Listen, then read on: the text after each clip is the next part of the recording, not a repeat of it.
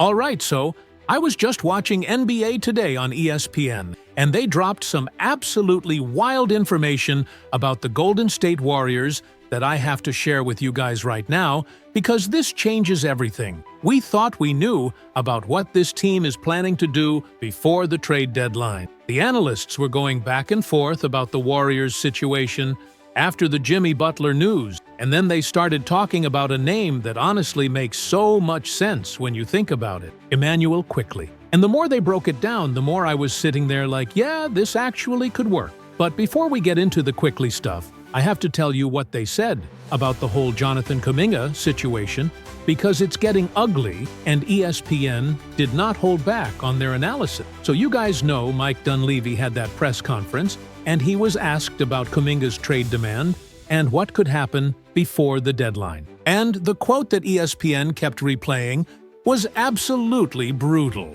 Dunleavy said, and I'm paraphrasing here, that when you make demands, there needs to be demand on the market. You make demands, there needs to be demand. The ESPN analysts were like, damn, that's cold. That's a general manager basically telling a player publicly that nobody wants you as much as you think they do. Hey, what's up everyone? Real quick before we get into everything. That like button is literally what determines if this reaches hundreds or thousands of fans. Takes 1 second, but makes a huge impact on the channel's growth. Just smash that like button right now. It's the easiest thing you can do, but honestly, the biggest way to support this content. Every single like pushes this further, so hit it now. The NBA Today crew spent a good amount of time breaking down what that statement really means and the implications for the Warriors moving forward. They said this shows how far apart the two sides are. There's clearly bad blood between Kuminga's camp and the front office. It's been building, and it just keeps getting worse. One of the analysts pointed out that the Warriors have actually damaged the demand themselves. They've misplayed their hand throughout this whole situation. So while Dunleavy is out there throwing shade at Kuminga, the reality is the organization bears some responsibility for the value being lower than it should be. And then ESPN talked about what happened after that press conference. Kuminga returned to the lineup against Toronto. One of the analysts asked the question that I think everyone was thinking. Was Steve Kerr trying to light a fire under Kuminga by playing him right after Dunleavy made those comments? Was this some kind of motivational tactic? The ESPN crew seemed skeptical. They said this whole thing has been misplayed from the beginning, and they don't see any grand strategy here. It's just dysfunction. Now here's where it gets interesting, and where the Emmanuel Quickley conversation really started to heat up on NBA Today. The analysts were discussing what the Warriors need, and one of them made a really compelling point. They said, look at what Golden State is missing right now. They need a secondary playmaker who can take pressure off Steph Curry. They need someone who can create their own shot.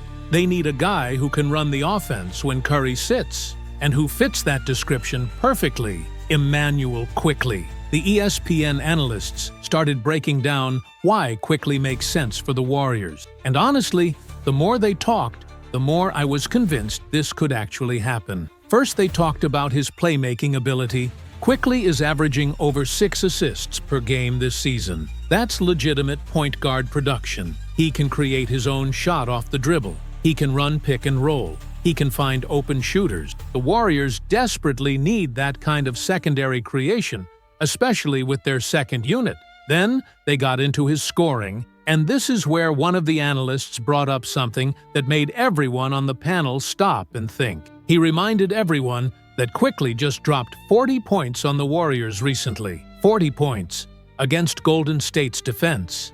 That's not just a good game, that's a statement performance. And the analyst said, imagine if instead of torching the Warriors, he was doing that for the Warrior. That kind of scoring punch would completely change their offensive ceiling. The three-point shooting came up next, and the ESPN crew was pretty excited about this fit. Quickley is shooting 36% from 3 this season, which is solid, but more importantly, he's comfortable taking those shots in high-pressure situations. He's not afraid of the moment. And for a team like Golden State that lives and dies by the three-point shot, Having another reliable shooter who can also create off the dribble is exactly what the doctor ordered. One of the ESPN analysts made a really smart point about the defensive side of things too. He said Quickley is only 26 years old, which means he still has room to grow defensively. He has the physical tools to be a good perimeter defender. He has the energy and the motor. And for a Warriors team that has historically relied on defense to fuel their championship runs,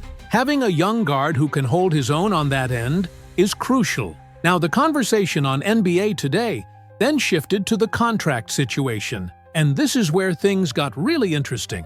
The analyst explained that the Toronto Raptors are evaluating the market for Quickley. Yes, he signed a big contract worth around $175 million over 5 years. That's significant money. But here's the thing. His age and his potential for continued growth make him an attractive asset for a team like the Warriors, who need to think about both the present and the future. The ESPN crew debated whether the Warriors would actually pull the trigger on a trade like this. And one analyst made a point that I thought was really compelling. He said, the Warriors are in a weird spot right now. They have an aging core with Steph and Draymond, and Klay is gone. They need to figure out if they're going all in on one more championship run or if they're slowly transitioning to the next era. A player like Quickley actually bridges both of those scenarios. He helps you win now because he's a legitimate NBA starter who can contribute immediately, but he's also young enough that he could be part of whatever comes next. The Jimmy Butler situation obviously hung over this entire conversation, and ESPN spent time connecting those dots. They said the Warriors were clearly trying to go for it with Butler. That move was supposed to be the big swing, and now that it's fallen apart, they have to pivot. They have to find another way to improve this roster before the deadline. Quickley represents a different kind of move than Butler, but it could still be impactful. One analyst brought up the timeline pressure the Warriors are facing. February 6th is the trade deadline. That's roughly 2 weeks away. And the Warriors have some serious decisions to make. Do they trade Kuminga and try to maximize value? Do they sit on everything and wait for the summer? Do they make a move for someone like Quickley who could help them this season? The ESPN crew seem to think the Warriors are going to have to do something. They can't just stand pat after the Butler situation imploded. The conversation then went back to Kuminga and what his future looks like with the team. ESPN showed the clip of him returning against Toronto, and the analysts broke down his performance. They noted that he came out wearing one of those compression shirts with an arm sleeve which apparently he never wears. One analyst speculated that maybe he's lost some weight and was feeling insecure about it. Or maybe he actually tweaked something. Either way, it was noticeable. But here's the thing. Kuminga played pretty well. Granted, most of it was garbage time because Toronto blew the Warriors out. He rebounded the ball aggressively. He got into that in-and-out jab crossover step move and got downhill to the basket. The ESPN analysts acknowledged that his free throw shooting is always going to be an issue. His mechanics are off. His knees and hips aren't congruent with his release. The timing in the chain of energy is messed up, but when he's attacking the basket, he can be effective. One of the more interesting observations from ESPN was about what Kuminga could do in a specific role. They pointed out that, ironically, or maybe not ironically at this point, he could step in and operate in the same spots on the floor as Jimmy Butler was supposed to. The short corner baseline catch, getting to the nail and isolating. That second unit time that Jimmy would have operated in, could those become Kuminga minutes where he's isolating and creating?